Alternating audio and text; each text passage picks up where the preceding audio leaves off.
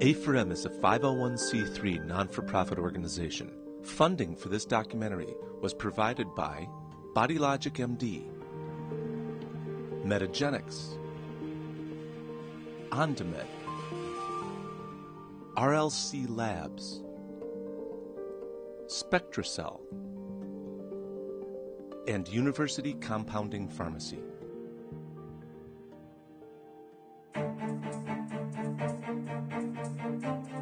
The future of your healthcare is in your own hands. It's not in the hands of somebody else, not in the hands of the FDA, not in the hands of the AMA, not in the hands of government regulators or Obamacare. Your healthcare destiny belongs to you, and it should be a collaboration between yourself and your physician. That's the healing relationship. It should not be yourself, a government agency, another government agency, another government agency, an insurance company, the AMA, the FDA, this agency, that agency, and then your doctor over here. Because guess what? Your doctor is no longer working for you. He's working for all these other people. And he must answer to all these other people instead of to you. No, the healing relationship occurs between you and your physician. And that's where health and that's where healing happens.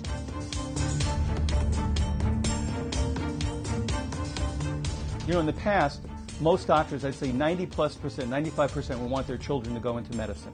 Today, 95% don't want their kids to go into medicine. It's a complete reversal because they're really fed up with the medical system, with every aspect of it, because they can't be doctors anymore. They're paper pushers, they're healthcare providers.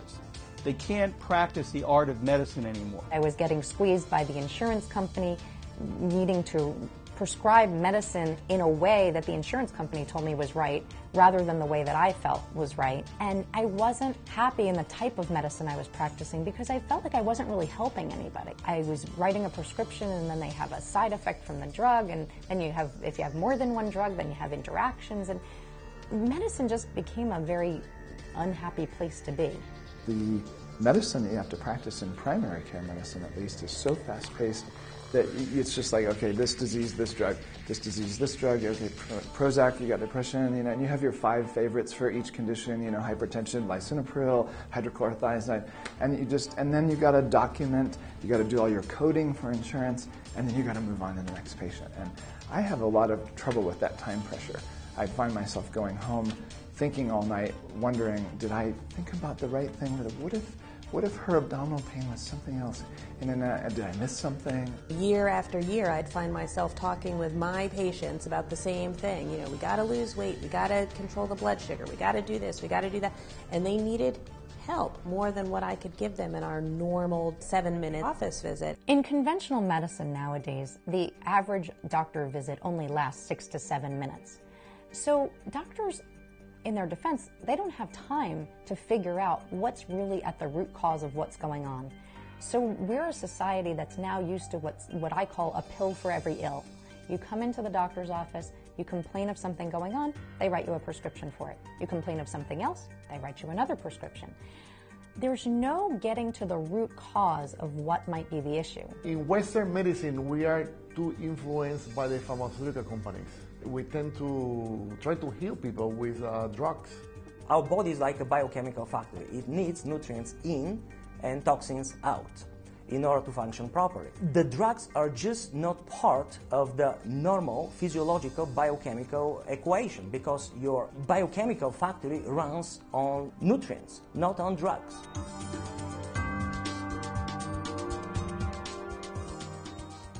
When I was in medical school, it was amazing. Our entire basis for nutrition was one part of one lecture in biochemistry in the first 2 years of medical school. That was it for nutrition, done.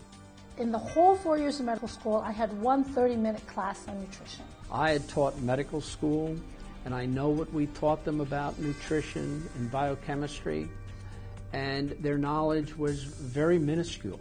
I was your classic traditionally trained medical doctor. I came out of Vanderbilt Medical Center, did my training at UC San Francisco and UCSF, and I was trained that way. I had no idea about nutrition or nutritional biochemistry or supplements, and was taught that they really didn't do anything and you didn't have to worry about them, and they were witchcraft and quackery and so forth. And then my whole mindset changed when I started seeing some family members develop diseases I couldn't really manage, and went back and looked at other things that were related to, at that time, alternative medicine, non-traditional approaches. Many of the doctors who joined A4M or began to come to our conferences, they didn't even come for their patients. They came for their own health. They're in their 40s or 50s. They just didn't feel good. They didn't feel healthy. They were lethargic. They were sluggish. They were tired. They just felt sick. And that's why many of the doctors who came to our conference, and actually the original anti-aging patients were not women, they were men. Men worried about losing the hair on their heads and other parts of their body not being functional. And they'll pay anything. The launch of Viagra, is not for a fatal disease. It's for a non-fatal disease, and it was the largest launch in the history of the pharmaceutical industry. So there's certain things people will really get behind. And many of the doctors just did not feel healthy, so they started coming to the conference.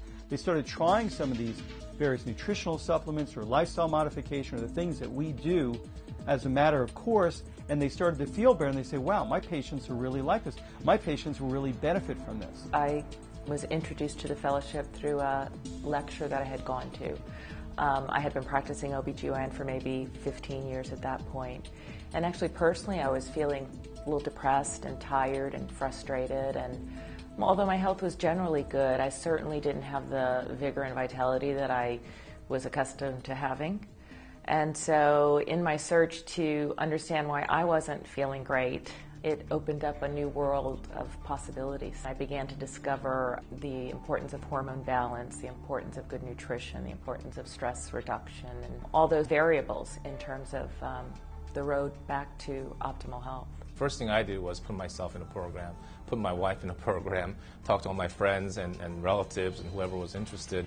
I started having them come in and get their blood levels and start putting them on their program, and they started feeling a lot better. And so the different modules cover not only the hormonal effects of aging in terms of testosterone, estrogen, progesterone, which is what everybody talks about, but so many other aspects that involve the body, including pain and chronic fatigue, all those kind of things. And I was able to learn so much more about how to actually intervene and help not only my patients but also my friends and family members in this area. Preventive medicine is a whole new paradigm shift in medicine. This is not the way I was trained to do medicine in medical school. I've learned a whole new way of looking at the body. So when patients sit down with me, one of the most important things I do is I talk to them about what's going on in their lives, what the stressors are. I also talk a lot with my patients about lifestyle, including, of course, exercise. What are they eating now?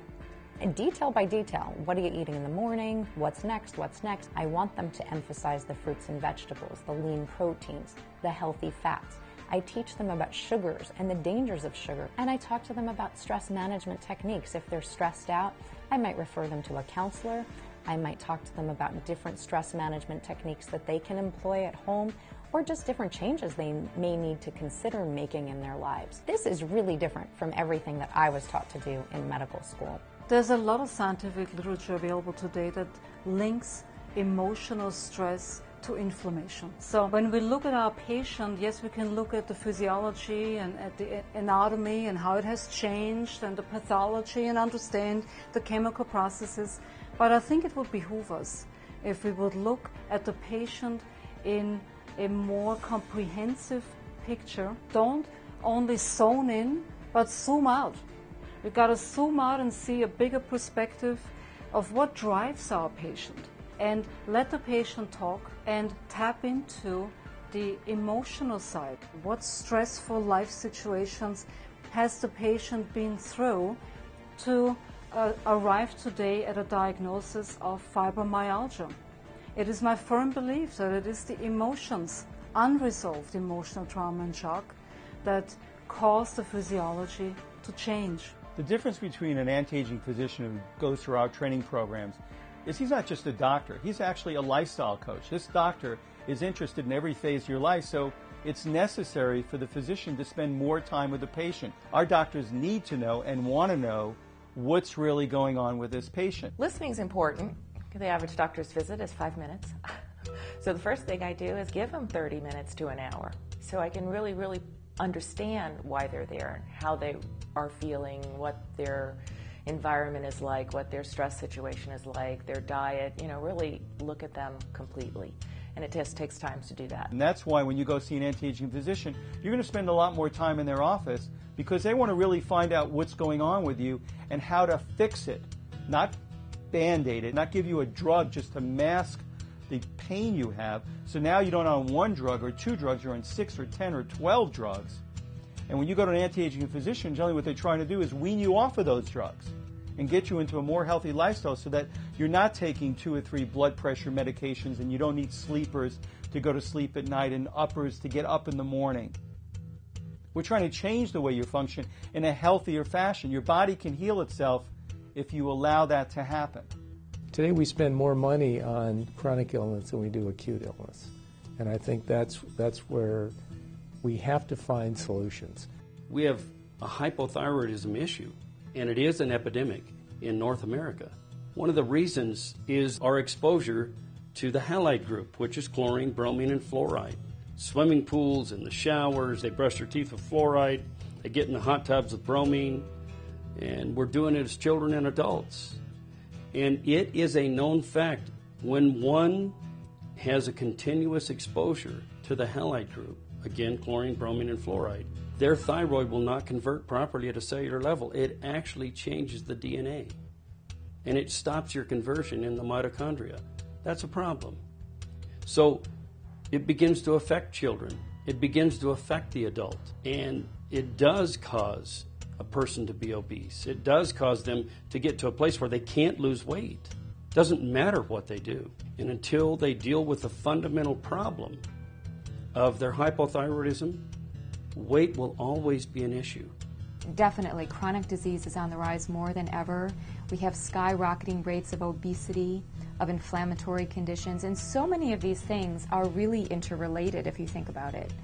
So you've got obesity, and something like 66% of the population is overweight and obese together. And if you look at obesity and kind of the overlapping conditions, you look at things like type 2 diabetes or cardiovascular disease and metabolic types of diseases. So I think that this whole chronic disease tide that we're seeing, it's really a tsunami, and we really have to reverse this. We live in a very toxic environment.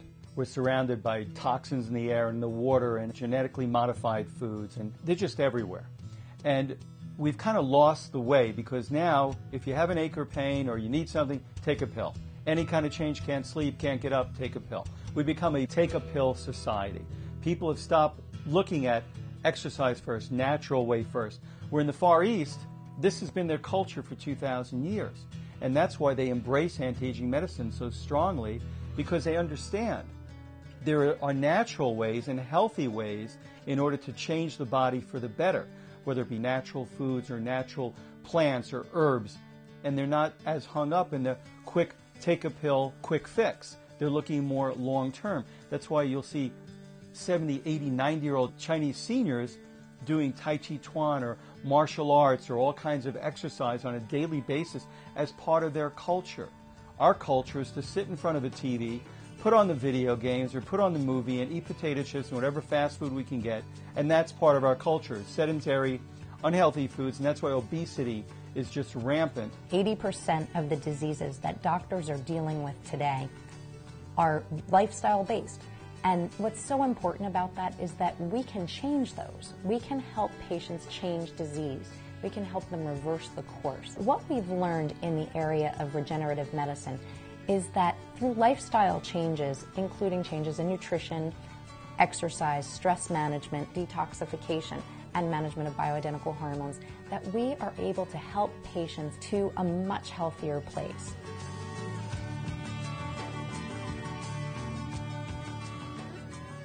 As an anti-aging physician, do tests that I didn't do when I was just doing traditional medicine, and it gives me a lot more insight into what's going on inside the body and the body's metabolism than I got from the standard tests that I used to do.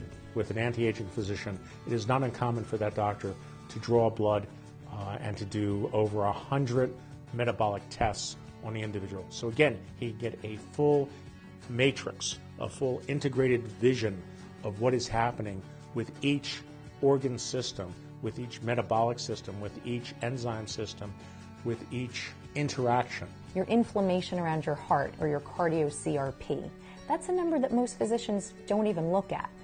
That's crucial. We need to know what our inflammation status is, and especially the inflammation around the heart, because that's a big determinant of heart disease. Some of the stool testing that we have available to look at parasites and yeast and different pathogenic bacteria, extremely sensitive and so far ahead of the common labs, Quest, LabCorp, and that sort of thing that often come up negative when you know there's a problem, you just can't find it.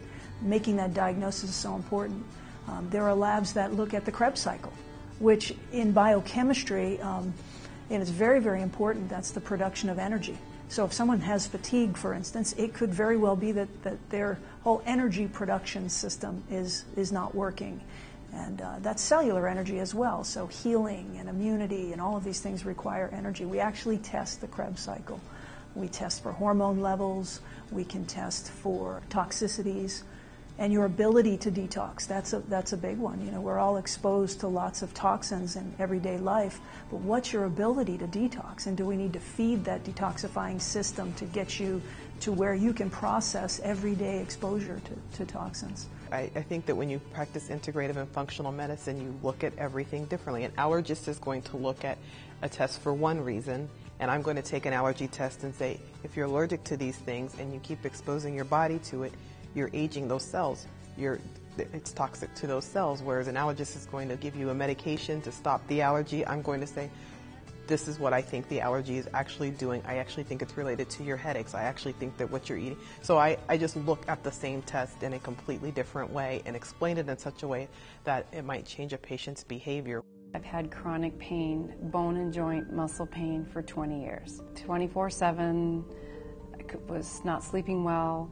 And that was the biggest thing, is I couldn't take the pain anymore. So I found Body Logic, made an appointment, ran some tests. My body was so racked with inflammation, every test that he ran, it all came back the highest inflammation on every test. That was throughout my body. And he told me I need to go gluten-free. Within a week, I knew there was a difference. And right now, about a year later, I'm 90% pain-free. I've lost 35 pounds. Healthier than I've ever been in my life. It's just been a huge life change. That's why they all went to medicine. All the doctors I know, at least, have gone to medicine because they want to help people. They want to be a healer. They want to make a difference. They want their treatment to be palpable and have a difference, a quality of life improvement for the patient. And at A4M, we give the doctors these tools, and they keep coming back and back and back and back again for more and more and more, and they migrate their practice more and more from the old school diseased palliative model to the new school of anti-aging medicine, which is the early detection, prevention, treatment, and reversal of aging-related disorders. University Compounding Pharmacy took the lead about 15 years ago in working with the American Academy of Anti-Aging Medicine to teach doctors about bioidentical hormones. We have trained over 20,000 physicians on hormone replacement in conjunction with the American Academy of Anti-Aging Medicine. And we believe this has had an effect on over 2 million people in the United States alone, plus a demand worldwide, because we get physicians coming from all over the world to come for these educational seminars. I think the most important thing for a doctor who may not be engaged in integrative care or functional medicine or regenerative medicine, anti-aging medicine, it's to understand that your patients are already there. They want prevention programs. They want to be empowered to manage their health. The consumer has already spoken. And if you're going to be their trusted source of information, if you're going to be that person, you have to be open to understanding where your patient has already stepped into the world they're living in, and really partner with them to empower them to live a healthier life and help their families live healthier lives. Both physicians and patients are beginning to realize that just treating a symptom or even masking a symptom, primarily with pharmaceutical drugs, is expensive. It's not effective. We all know that diseases cost a lot of money. So there really has been a shift toward wellness and prevention. And so patients are really becoming empowered to take control of their own health care. They're getting information off the internet and other sources. They're asking their doctor more questions than they used to. They don't want to just go in and have a standard blood workup and the doctor prescribes a hypertension medicine or a statin and says go home. They want to talk about their whole health, their lifestyle, things they can do to improve and maintain their health. Aging is part of that. This is the model of the future. It is absolutely correct. And if you don't understand it, you're going to get left in a wave of obsolete medicine. Aging is a process of biochemistry. It is not a process of candles on your birthday cake. We're moving towards a time, thanks to modern technology, modern understandings of the human genome, modern understandings of biochemistry and endocrinology, that we can actually control those internal circuits within the cells of our body, and we can adjust metabolism to maintain it at youthful levels. And if it's at youthful levels, you'll perform at youthful levels, and that's our goal.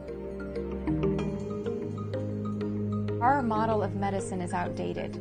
We look at a pill for an ill, we look at organs as silos. You go to a cardiologist for your heart or a gastroenterologist for your gut, but really the cardiologist and gastroenterologist need to be speaking to each other. And we need that type of translational medicine to happen. That's really what functional medicine is about. That's what A4M is about. That's what integrative medicine is about. It's trying to build the bridges rather than to create walls and silos. And I feel like we need to do that. We need to do that as a whole medical system so that, again, that we become healthcare rather than disease care, that we can help people into vitality and wellness on that trajectory rather than just moving them out of disease. We're an inclusive society. We have physicians from every specialty. We don't have a prejudice towards doctors in different fields. We embrace the physicians. You'll have an orthopedic surgeon sitting next to a neurosurgeon, sitting next to a chiropractor, sitting next to a brain surgeon, next to a hormone replacement, next to an endocrinologist and a general practitioner, all in the same row. And that's what makes it so exciting, because now they're all talking the same language. You would never see a bunch of surgeons together with general practitioners with a nephrologist and an orthopedic surgeon. You'd see them at an orthopedic conference and there'd be all orthopods, or an endocrinology conference and they're all endocrinologists.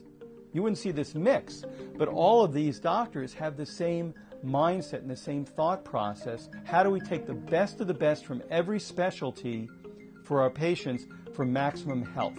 And that's the difference. That's the core difference between us, because in essence, we're practicing the way everyone will practice medicine in the future. They don't know it yet, but they're gonna. We are changing the paradigm of healthcare, focusing on the early detection, prevention, treatment, and reversal of aging-related disorders. That's the way healthcare will be practiced. That's the way the doctor of the future will be practicing medicine.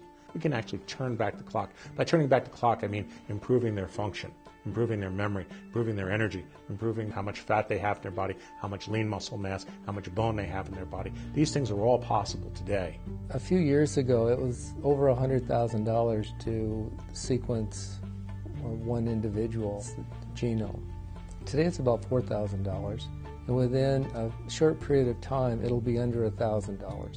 We should be able to look at our genes and look at our lifestyle, look at specific biomarkers and say, well, if I change this, will that biomarker go in the right direction? Alpha hydroxybutyrate, for example, correlates with insulin resistance. And if we can look out before an individual has dysglycemia, then we can change their diet, put them on a weight loss program, improve their insulin sensitivity, and basically improve their long-term outcome. Every time I hear somebody say anti-aging medicine is impossible, you can't change the aging process.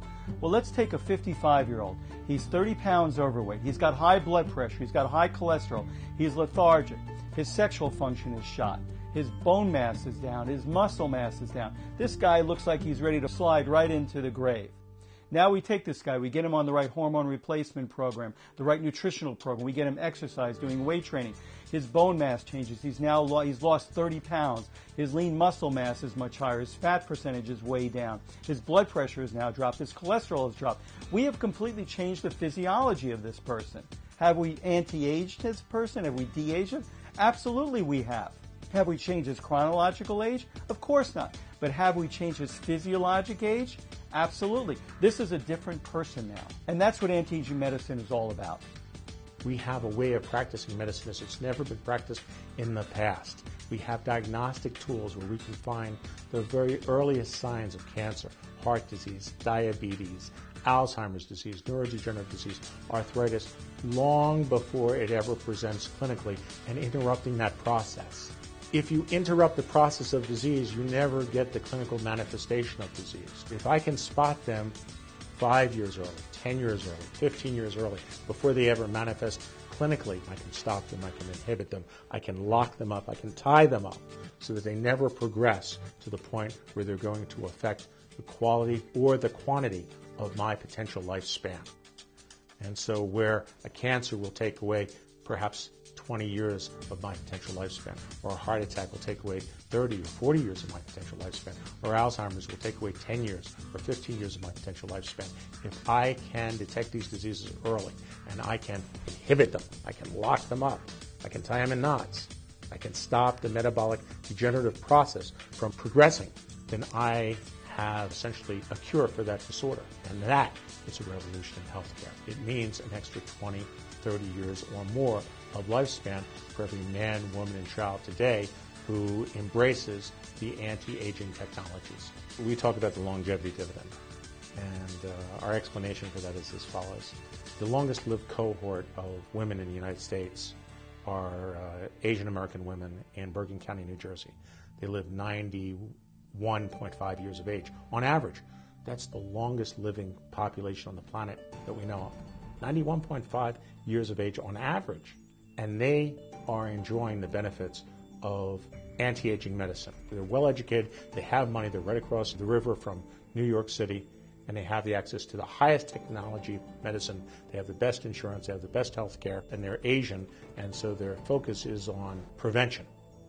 And so they enjoy the benefits of the best of anti-aging medicine, versus a similar cohort in South Dakota who are American Indians living on a reservation, female American Indians, whose life expectancy is about 64 years of age.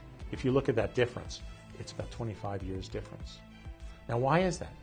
Why are women in South Dakota living on an Indian reservation, who are getting free health care, by the way, who are getting the very best government-offered HMO, Indian service health care that's available, free, and they live 64 years of age, and the women in Bergen County who pay for their health care are living 91 years of age?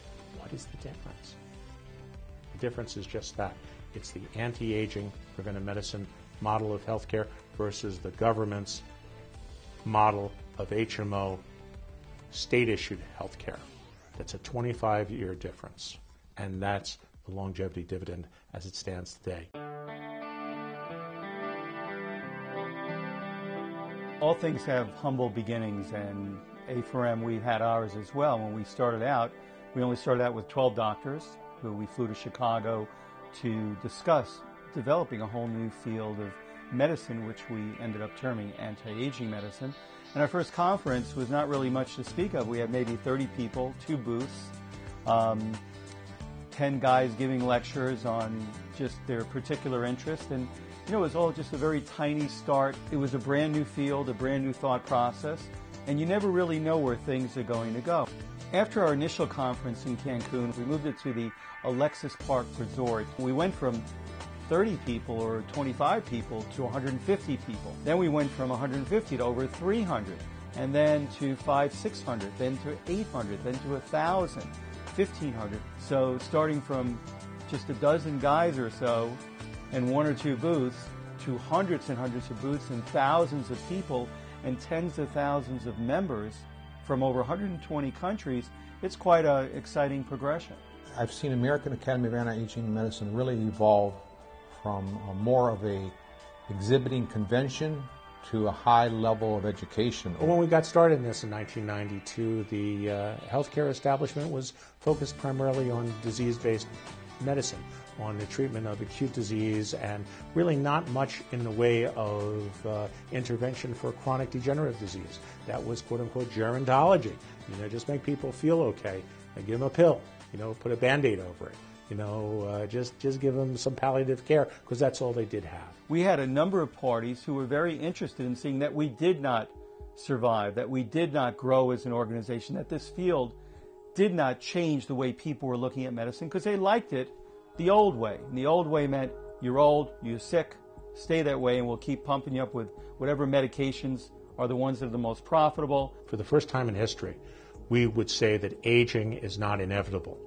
For the first time in history, we would say that aging is a treatable condition. We are the first scientific medical society to proclaim aging is not inevitable. And it pissed off, in a big way, the powers that be in establishment medicine. Realize that gerontology controls well over $1 trillion in healthcare funding, from nursing homes to Medicare to drug therapies to medical education, et cetera, et cetera. I mean, it's a big, big, big industry. And we came along and started kicking the tires and shaking the fenders and said, hey, wait a second, you know, this old rust bucket of an automobile needs a redo. And the amazing thing is that we succeeded. That's the amazing thing. After 20 years and all the abuse that came from it, it turns out that the government spent over $1 million, and by some reports, many millions of dollars, to debunk anti-aging medicine and to cast anti-aging physicians in a very, very dim light. And they actually won an award for a commercial that was done specifically trying to insinuate that anti-aging was nothing more than snake oil and was nothing more than fortune tellers and Madame Eterna reading a big crystal ball, trying to foretell the future, and that you shouldn't pay any attention to those guys over there, those anti-aging doctors. What do they know? We're the old line gerontologists. We got our bow ties and our suspenders, and we've got all of our grants and our research budgets that are all focused around grow old and die. There's nothing else that can be done. We'll make you a little bit more comfortable in the process. That was the gerontological vision of aging. But 20 years hence, technology has advanced. 20 years hence, the anti-aging revolution has advanced. And now the paradigm is different. Now the paradigm is moving in our direction towards preventive-based medicine. And that's been the success of the American Academy of Anti-Aging Medicine. Over the past 20 years, anti-aging has grown from a market size of $0 to something like $169 billion right now, and it's continuing to increase at about 9.5% per year. It was really a small cottage industry of very, very tiny companies, and these have now grown into multinational concerns, whether it be in the areas of compounding, nutrition, diagnostics, laboratory testing. It's now become highly specific, highly scientific, and this has been very fulfilling and exciting to see these industries grow around and as part of the field of anti-aging and regenerative medicine. The University Compounding Pharmacy took the lead about 15 years ago in working with the American Academy of Anti-Aging Medicine to teach doctors about bioidentical hormones. This is not a subject that's taught in medical school. Bioidentical hormone replacement requires additional education for a physician and taking fellowships, taking educational seminars so they can learn this stuff, because you can't open up a PDR and just learn and find out about these drugs. As the drug companies got into the market, they were looking for things that were patentable, because patentable gives them protection of 15 years or so. So the only way you can do that is to modify the structure of the chemical. Because anything that occurs in nature, like an estrogen or a thyroid, cannot be patentable because it exists in nature. The body makes it normally. So by putting a different molecule, attaching it to the natural thing, they can get a synthetic drug, but the body is not used to it. It doesn't fit the lock and key mechanism. So it will get some effect of the hormone, but there's also the potential for side effects. And that's the concern, as opposed to a compounded drug where it's made especially for you and no one else. Using bioidentical hormones that are based on your symptoms and your lab tests to get the right strength of the hormone. It's a multifaceted way of prescribing. It's just not take one pill and hope that everything works. Our goal is to assist the physician in finding the right medication for the patient in the right strength and finding a good source of chemical for that patient. Just because you buy a chemical and it has this name on there doesn't mean that it has the same quality as another brand. Almost all chemicals come from overseas, either India or China. Some of the companies are monitored by the FDA, most aren't. So you have to trust the pharmacist. We spend a lot of money on technology. We spend a lot of money on testing. The Board of Pharmacy in California uses us as a model for the way they want compounding pharmacies to build their pharmacy and how to operate them. We are respected by the physicians. They know, they trust us. I mean, it's a big part of our business, is assuring that what the patient is getting is exactly the right drug and in the right strain. SpectraCell is a CLIA-certified specialty clinical laboratory. We're looking for deficiencies in micro quantities of nutrients, vitamins, minerals, amino acids, antioxidants. And what's unique about what we do is that we're able to measure the function of those nutrients at the white cell level. This is not to say that a static measurement in blood is inaccurate, but if you simply look at nutrients in blood, you're not really determining whether they're functioning in the patient's immune system. So by determining those deficiencies of vitamins and minerals at the white cell level, we're giving the physician much more clinical information, a real window into how his patient's biochemical and physiological processes are working. And we know that through targeted repletion, that is correcting the deficiencies that we determine, that we can improve cell performance, improve health, improve healthy aging, and relate them specifically to more positive outcomes for the patient. The telomere is like the cap on the end of a shoelace, and it's a cap on a chromosome, and in essence that cap prevents fraying or dissolution. So as that cap deteriorates and gets shorter over time, it means cellular deterioration at a faster rate. So it actually is a very accurate predictor, not necessarily pinpointing this person has a life expectancy of 27.2 years, but pinpointing whether a 60-year-old has cellular function of a 40-year-old or an 80-year-old. We were the first laboratory to introduce this testing in the United States commercially. It had always been a research tool, but now it is generally reimbursed through insurance, and many patients are having the test done to determine how healthily they're aging. We now know that over 50% of patients who suffer myocardial infarctions have normal cholesterol levels. So there's more to cardiovascular disease than just cholesterol.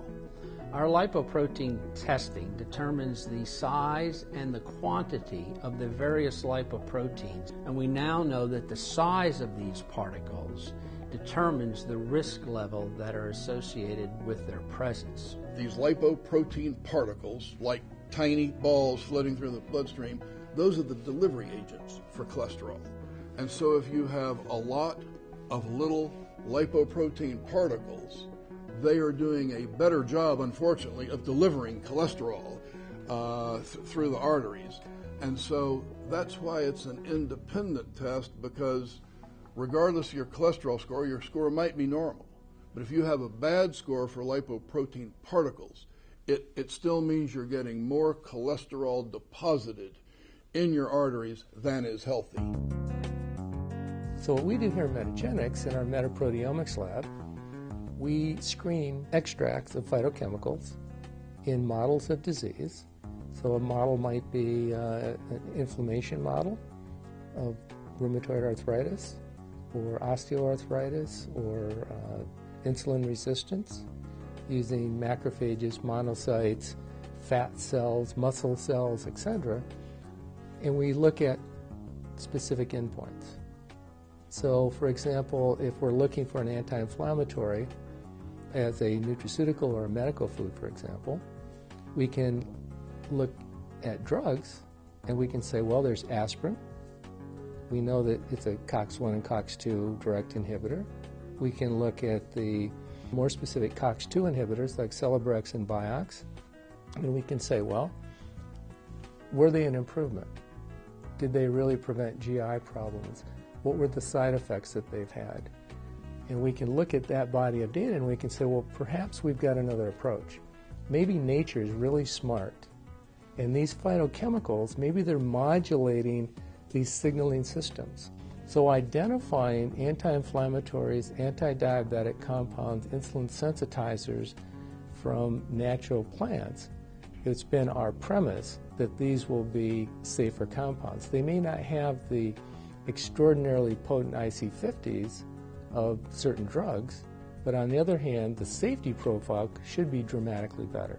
So we have about 350 different products, and that's just domestic United States and in the Americas. And the way that we see those products is to categorize into what we call chronic illness areas, CIAs, so another meaning for CIA. But it's essentially looking at these different clinical condition buckets, if you will. So cardiometabolic syndrome, looking at inflammation, hormonal health, looking at detoxification, looking at just general wellness. So for our practitioners and our customers, what's helpful is just to see how these products can fit into certain protocols for clinical conditions that are associated with those chronic illness areas. Today, the thyroid drug is the second largest prescribed drug in the world.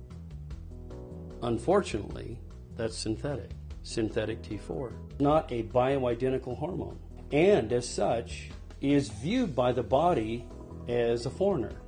And it's not giving those who aren't converting the T4 to a T3 at a cellular level the T3 they need. So naturally desiccated thyroid, being bioidentical as it is a much better medical protocol than what is being used today worldwide. We've been around since 1934, and we're the longest naturally desiccated thyroid company in the marketplace and in America. Our company has over 7,000 doctors that are clients. We sell to wholesalers, pharmacies all over the country in different parts of the world. We believe that the utilization of naturally desiccated thyroid is a much better medical protocol to be using for anybody that has hypothyroidism or even Hashimoto's. There was a study done in the late 90s by the Hertog family out of Belgium. They were actually commissioned by one of the large pharmaceutical companies to show that Synthroid was much superior to naturally desiccated thyroid. In this study, over several years, what the Hertogs discovered, and there are 4 generations of endocrinologists, they discovered that naturally desiccated thyroid, hands down, beat synthetic thyroid in every single category. Well, the study was poo-pooed, obviously, and put down and never published, but the Hertogs have it, and we've been fortunate enough to get it. We use the charts to show doctors, hey, here it is. Read it for yourself. To be honest with you, most don't. But for those that do, in every case, they've always come back and said, I didn't know. I had no idea that this information was here. I was told in college this was the issue. But now I can see it's quite obvious that naturally desiccated thyroid is a much better treatment protocol than synthetic T4, and it is. Energy medicine is nothing new. It has been around for thousands of years, and in different cultures. You have Ayurvedic medicine, you have traditional Chinese medicine, and you look at homeopathy that Hahnemann invented in Germany over 150 years ago. That's homeopathic remedies that are a form of energy again. But energy medicine is something that every physician and scientist in a clinical environment uses today on a daily basis. They may not call it energy medicine, but can you imagine a hospital today without an EKG, EEG, an ultrasound, or an MRI device? Well, that's all measuring the energy, the electrical output of the brain, of the heart, or with an MRI and taking a picture of an obstruction and using pulsating electromagnetic fields. Acupuncture, if you take that for example, is a form of energy medicine and has been around for thousands of years. And acupuncture uses a grid, the grid of the meridians, and the meridians are energy pathways. And when a trained traditional Chinese medicine doctor, for example, would look at their patient and there would be neck pain. They would know where to place an acupuncture needle in either a meridian point or in an acupuncture point to redistribute energy and to redistribute the flow of fluid. Now, when we take of a more modern approach, which is the Ondomet system, Ondomet takes the body off the grid. We do not need meridians and acupuncture points to stimulate the body to relieve tension, to relieve inflammation, and to relieve pain. And what Ondomet does is we are sending vector-driven focused fields, pulsating fields, into the patient's body while feeling the patient's radial pulse, so stimulating the system, and then we are receiving the feedback. We can get to the underlying reason of why the pain is there and stimulate the dysfunctional side responsible for the pain. It is an intelligent system that helps us to get a different perspective of the patient, to find dysfunctional tissue areas that may be areas of infection, of inflammation, scar tissue, emotional trauma or shock that is unresolved and still residing on a cellular basis in form of a memory. It all boils down to an area in the body that is inflamed, that while we know the white blood cell count is up, we don't know where the inflammation is sitting, and the Ondomet reveals that information with the help of the patient. Ondomet can be the centerpiece of a medical practice, or it can be an adjunct. We're stimulating immune functions, we're stimulating lymphatic flow, we're helping the body to detoxify, is essential for nutrients and bioidentical hormones and pharmaceuticals, etc., to actually get to the cell and be assimilated in the way that we wish. So we can accelerate the healing process of a patient when adding Ondomet to existing treatment modalities.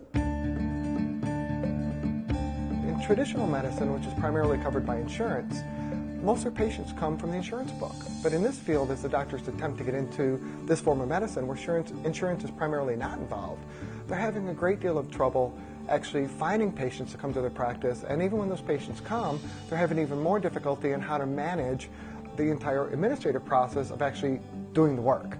Because what doctors really need to do, and doctors that are brilliant really want to do, is actually just spend their time with patients and consultations and helping with the health. It's really not their avenue to want to worry about accounting and technology and legal issues or even marketing or administrative and operations or the billion other things you have to do to effectively run an office. And the first two doctors that came to me were primarily looking for me to solve that for them. How on earth would I be able to start a practice, a brand new practice, in a brand new town where I didn't know anybody and nobody knew me? And how would I ever find patients? Then I met Patrick Savage and learned about Bioidentical MD and found out that I would be able to create a practice from the ground up, and that's exactly what they helped me do. They make a complete business plan that's going to show you how many patients you're going to get per month, what you're going to make per month, and when you're going to be able to pay your loans back, etc. It's a whole financial model. It's all the stuff that we're not really trained to do as doctors, which is being a business owner. Bioidentical MD really has you covered, which was a real great comfort to me in starting my practice.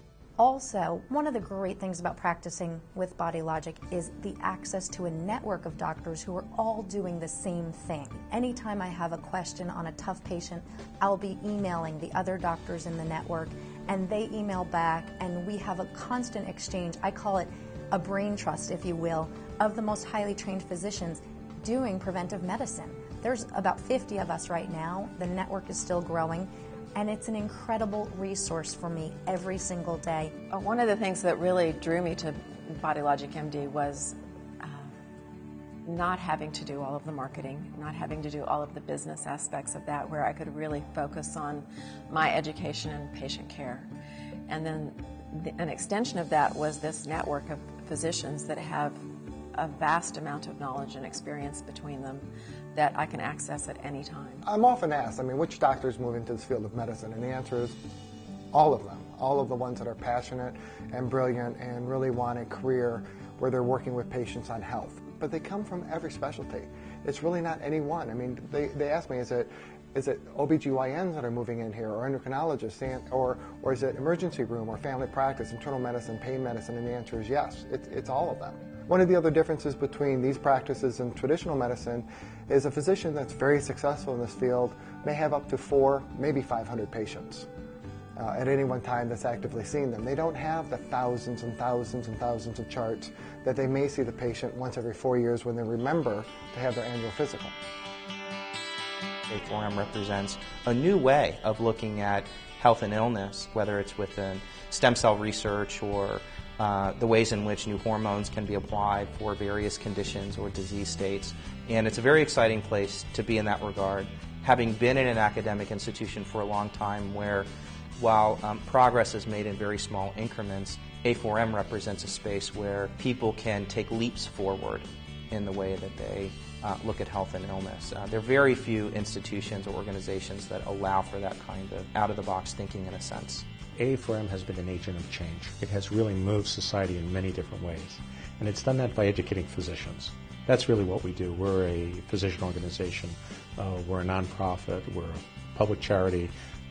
We are there primarily to present and to identify new technologies and offer this information to physicians to educate them to practice better healthcare, to practice healthcare that's focused on finding the cure, that's focused not on palliative care, not just take a pill and maybe feel better, but actually let's get to the root. A4M has created really the first dynamic educational program internationally that we've ever had to teach people metabolic medicine and integrated medicine, where we really look at non-prescription, non-pharmacologic therapies, which are really the new paradigm, I think, in healthcare. At the A4M, we have a whole array of training programs and fellowship programs in everything from aesthetic and cosmetic medicine, stem cell therapeutics, sports medicine, anti-aging, regenerative medicine, functional medicine, nutritional medicine, lifestyle modification.